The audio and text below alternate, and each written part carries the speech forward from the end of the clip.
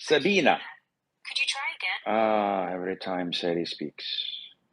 Sabina says, Sheikh, if someone in the hall sneezes and says Alhamdulillah, and I am in the bedroom, do I have to say Yarhamukumullah aloud for him to listen?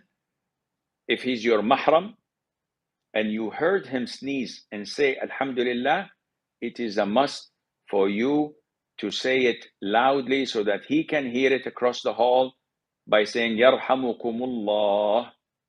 It is a must.